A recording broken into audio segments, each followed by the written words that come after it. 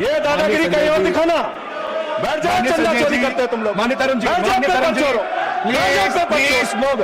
माननीय Sanjay ji, address the chair. अकेले रहेंगे तब भी तुम्हारे खिलाफ लड़ेंगे, याद रखना। माननीय संजय जी, अकेले रहेंगे तब भी तुम्हारे खिलाफ लड़ेंगे। ये दादागिरी कहीं और दिखाना।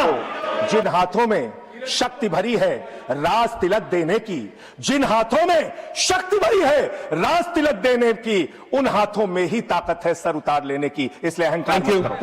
किसान आंदोलन करता है तो खालिस्तानी हो जाता है, किसान आंदोलन करता है तो खालिस्तानी हो जाता है, मुसलमान आंदोलन करता है तो पाकिस्तानी हो जाता है, नौजवान आंदोलन करता है तो चाइनिस्तानी हो जाता है। लेकिन मैं इस सरकार के बारे में कहना चाहता हूं, जो लोग AK-47 चलाते हैं, छात्रों के सर पे लाठियां चलाते हैं, आंसू गैस के गोले छोड़ते हैं, वो सरकार आतंकवादियों जैसा आचरण कर रही है, आतंकवादियों जैसा व्यवहार कर रही है। मैं ये कहना चाहता हूं। इनकी एक सांसद है मान्यवर, उन्होंने किसान आंदोलन में किसानों को गालियां दी, नौजवानों के आंदोलन में नौजवानों के लिए इतनी भद्दी टिप्पणी की मान्यवर इस सदन के अंदर मैं कह नहीं सकता मान्यवर। हमारी बच्चियों को यह कहा गया, उनके चरित्र के ऊपर सवाल उठाया गया। मैं निवेदन करना चाहता हूं JP नड्डा जी से, समझाइए अपने उस सांसद को। अभी तो उसको एक थप्पड़ पड़ा, सिर्फ 5 उंगली के निशान पड़े थे। ऐसी बात करोगे, गटर जेनजी को गटर कहोगे, जेनजी को गटर करोगे तो तुम्हारी सरकार को इस देश का नौजवान, इस देश का जेनजी पकड़ के गटर में डालने का काम करेगा। इसलिए तुम्हारी सरकार को मान्यवर, इसलिए मैं आपसे निवेदन करना चाहता हूं, नौजवानों को गटर जेनजी मत बोलो। तुम्हारी सरकार को उठा के वो गटर में डालने का काम करेंगे। पेपर चोरी से लेके चंदा चोरी तक सारे चोरी के गुनाह में तुम लोग शामिल हो। इनके राज में 1 लाख सरकारी स्कूल हिंदुस्तान में बंद हुए। 1,20,000 सरकारी स्कूल ऐसे हैं जिसमें एक टीचर है। 98,000 सरकारी स्कूल ऐसे हैं जिसमें बच्चियों के लिए टॉयलेट का इंतजाम नहीं है। 1,19,000 सरकारी स्कूल ऐसे हैं जिसमें बिजली का इंतजाम नहीं है। मानने वाले ये सरकार शिक्षा के ऊपर मात्र 2% पैसा खर्च करती है, मिड डे मील में नमक रोटी खाने को देती है। इसलिए क्योंकि मोदी जी का नारा है, अनपढ़ रहेगा इंडिया तभी तो अंधभक्त बनेगा इंडिया। अनपढ़ रहेगा इंडिया तभी तो अंधभक्त बनेगा इंडिया। फास्ट ट्रैक कोर्ट की असलियत मान्यवर पता है आपको? 2.5 lakh cases fast track court के अंदर पेंडिंग पड़े हुए हैं। यह आपकी हकीकत है। फास्ट ट्रैक कोर्ट की हालत यह है, एक लड़की एसिड विक्टिम, शाहीन नाम है उसका, 15 साल तक फास्ट ट्रैक कोर्ट में उसका मुकदमा चला और 15 साल के बाद सारे के सारे आरोपी बरी हो गए।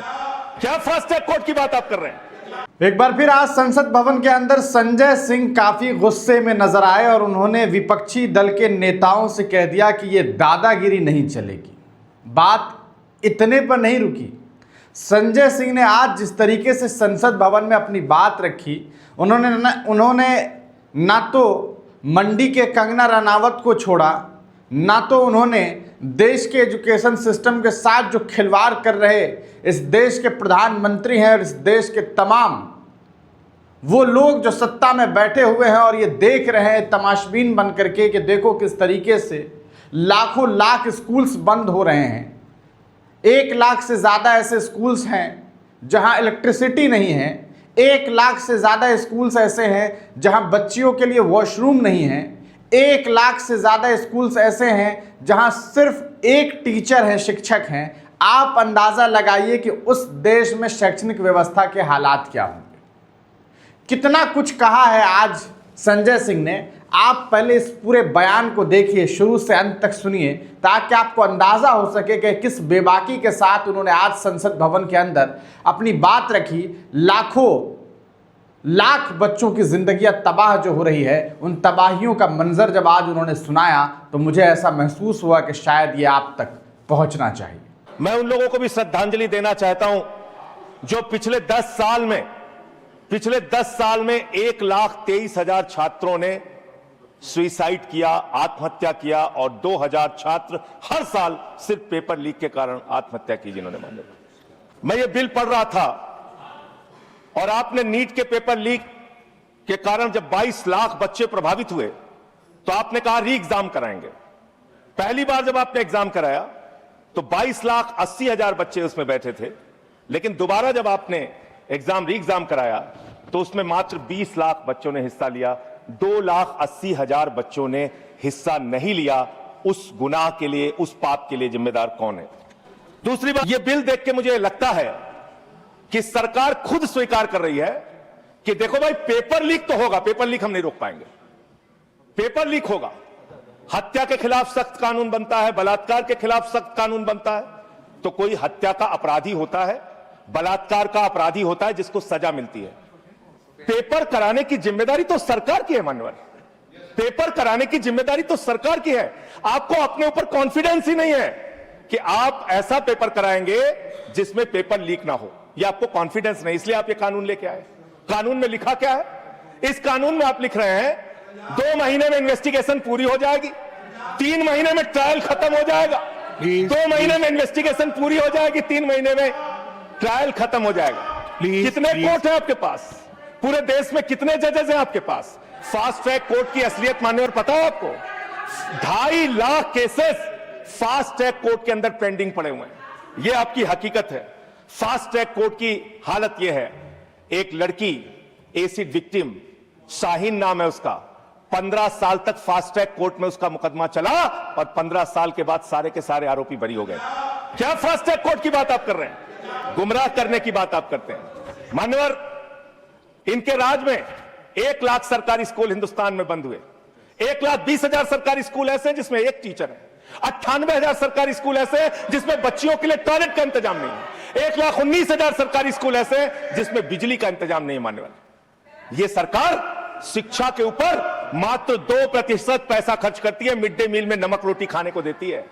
इसलिए क्योंकि मोदी जी का नारा है, अनपढ़ रहेगा इंडिया तभी तो अंधभक्त बनेगा इंडिया। अनपढ़ रहेगा इंडिया तभी तो अंधभक्त बनेगा इंडिया।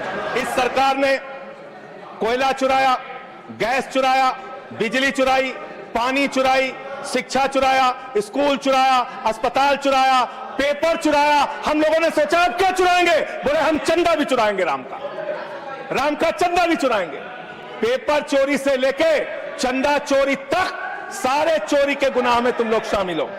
मानो किसान आंदोलन करता है तो खालिस्तानी हो जाता है, किसान आंदोलन करता है तो खालिस्तानी हो जाता है, मुसलमान आंदोलन करता है तो पाकिस्तानी हो जाता है, नौजवान आंदोलन करता है तो चाइनिस्तानी हो जाता है। लेकिन मैं इस सरकार के बारे में कहना चाहता हूं, जो लोग AK-47 चलाते हैं, छात्रों के सर पे लाठियां चलाते हैं, आंसू गैस के गोले छोड़ते हैं, वो सरकार आतंकवादियों जैसा आचरण कर रही है, आतंकवादियों जैसा व्यवहार कर रही है। मैं ये कहना चाहता हूं मानवर, प्लीज कंक्लूड, प्लीज मानवर, मैं आपके माध्यम से इनको एक सुझाव देना चाहता हूं।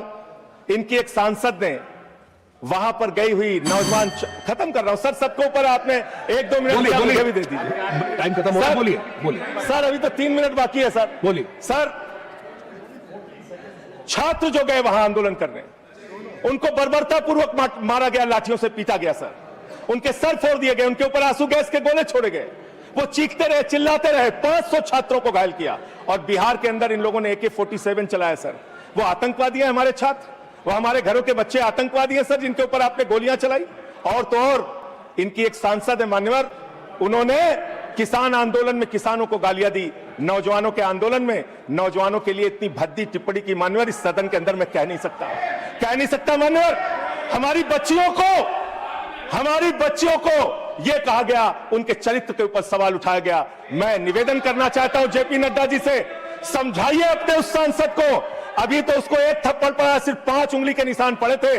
ऐसी बात करोगे, गटर जेनजी को गटर कहोगे, जेनजी को गटर करोगे तो तुम्हारी सरकार को इस देश का नौजवान, इस देश का जेनजी पकड़ के गटर में डालने का काम करेगा। इसलिए तुम्हारी सरकार को मान्यवर, इसलिए मैं आपसे निवेदन करना चाहता हूं, नौजवानों को गटर जेनजी मत बोलो, तुम्हारी सरकार को उठा के वो गटर में डालने का काम करेंगे। सर, मैं ये सोच रहा था कि ये सरकार ऐसा कानून लेके आए, अकेले रहेंगे तब भी तुम्हारे खिलाफ लड़ेंगे, याद रखना। संजय जी, अकेले रहेंगे तब भी तुम्हारे खिलाफ लड़ेंगे। ये दादागिरी कहीं और दिखाना। बैठ जाओ, चंदा चोरी करते हो तुम लोग, मान्य तरुण जी, बैठ जाओ, प्लीज मूव।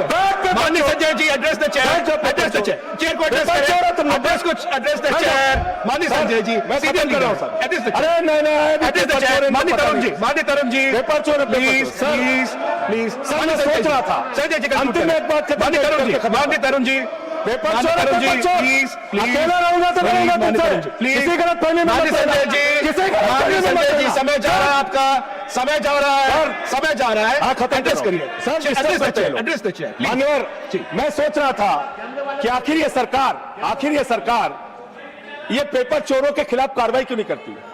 मुझे ये पता चला मान्यवर, Conclude ईडू टेस्ट नाम की एक कंपनी, खत्म कर रहा हूं, ईडू टेस्ट नाम की एक कंपनी जो गुजरात के अंदर ब्लैक लिस्टेड हुई, उससे बिहार में पेपर कराया गया, वहां भी ब्लैक लिस्टेड हुई, उसी से यूपी में पेपर कराया गया, वहां से भी ब्लैक लिस्टेड हुई। तो जो पेपर चोर है वो अहमदाबाद में ब्लैक लिस्ट हुए, बिहार में ब्लैक लिस्ट हुए, यूपी में पेपर चोरी की, क्योंकि उनको पेपर कराने का ठेका इसलिए मिलता है क्योंकि उनका संबंध। खत्म कर रहा हूं sir, 30 second sir, 30 second.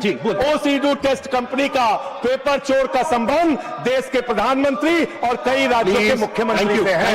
Thank you मुख्यमंत्री से है सर, नो नो नो मुख्यमंत्री से है, प्लीज फोटो मिल जाएंगे। नो नो नो सर खत्म कर रहा हूं, धमकी मत दिलवाइए सर। प्लीज कंक्लूड करिए चोर हमको धमकी दे रहे हैं, ये चंदा चोर हमको धमकी दे रहे हैं। Anything unparliamentary will go on the court, anything unparliamentary will go on the court. Please conclude करिए। आई अलाउ यू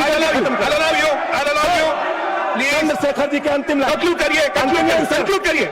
आप ही आ रहे हैं सर, हम कंक्लूड करिए। I have to put that one. I allow you conclude करिए। बिठाइए conclude करिए। उनके पेट पे दर्द शुरू हो हाजी गया। संजय जी मिर्गी के झटके आ रहे हैं सर, करिए, उनको समझाइए। कंक्लूड करिए प्लीज। मिर्गी के मैं झटके आ आपको रहे हैं समय सर, उनको दूंगा, समझाइए मैं सर। आपको समय दूंगा। I will give you the time please. Conclude करिए सर, कंक्लूड करिए। अंत में कंक्लूड करिए। चंद्रशेखर जी स्वर्गीय प्रधानमंत्री जी की एक लाइन के साथ अपनी बात कहना चाहता हूं इस देश के नौजवानों की तरफ से आपको। जिन हाथों में शक्ति भरी है राज तिलक देने की, जिन हाथों में शक्ति भरी है राज तिलक देने की, उन हाथों में ही ताकत है सर उतार लेने की, इसलिए अहंकार मत करो। Thank you. तो सुना दोस्तों आपने संजय सिंह को, क्या जबरदस्त तरीके से उन्होंने ये बताने का प्रयास किया कि जब इस देश में कोई सिख, कोई किसान अपनी बात सरकार के सामने रखता है और सरकार से जवाब तलब करता है, वो चाहता है कि सिस्टम सही तरीके से काम करे, तो सिस्टम उसे खालिस्तानी बताना शुरू कर देता है। कोई मुसलमान अगर बात करने लगे, मुसलमान अगर अपना लब खोले, मुसलमान अगर अपनी मांगने लगे, अपना हक मांगने लगे, तो उन्हें पाकिस्तानी बता दिया जाता है। अब जब छात्रों ने अपनी मांग शुरू कर दी तो उन्हें चाइनीजिस्तानी और पता नहीं क्या कुछ कहना शुरू कर दिया गया है। तो सवाल ये उठता है दोस्तों कि अगर इस देश में लोग इंसाफ की मांग करें, अगर अपना हक मांगे, तो क्या उनके ऊपर किसी चीज, किसी खास नाम का ठप्पा लगा दिया जाएगा? और जब आप एजुकेशन सिस्टम में सुधार की बात करेंगे तब सदन में आपको सही तरीके से बोलने नहीं दिया जाएगा, विपक्ष की आवाज को बंद करने की कोशिशें की जाती हैं। एक मैडम जिन्हें 2014 में आज़ादी मिली, वो इस देश के जेनजी को गटर छाप बता रही है। उनकी मूवीज़ आप तमाम लोगों में से बहुत सारे लोगों ने देखी होगी, तो आपको अंदाज़ा हुआ होगा कि कौन है जो गटर छाप जैसे शब्द का इस्तेमाल कर रहा है। उनकी जब आप लाइफ स्टाइल के बारे में पता करेंगे और उनके जो पुराने मामलात हैं उन्हें जब देखेंगे, तो आपको पता चलेगा कि उनके चेहरे पर जो 5 उंगलियों के निशान पड़े थे वो यूं ही नहीं, क्योंकि उन्होंने किसानों के बारे में कितनी गलत टिप्पणी की थी। यही वजह है कि आज संसद भवन के अंदर संजय सिंह ने कंगना रनावत की जम करके क्लास लगा दी। कंगना रनावत कहती है कि इस देश का जेनजी गटर छाप है, वो उस नए जनरेशन की बच्चियों को, बेटियों को, उनके चरित्र पर हमला करती है, खुद को ये बताने वाली कि भाई 2014 में आज़ादी मिली, उसे आज जिस तरीके से संजय सिंह ने सदन में धोने का काम किया है, शायद इसके बाद उन्हें इस बात का एहसास हो सके कि आइंदा ऐसी बात नहीं करनी है।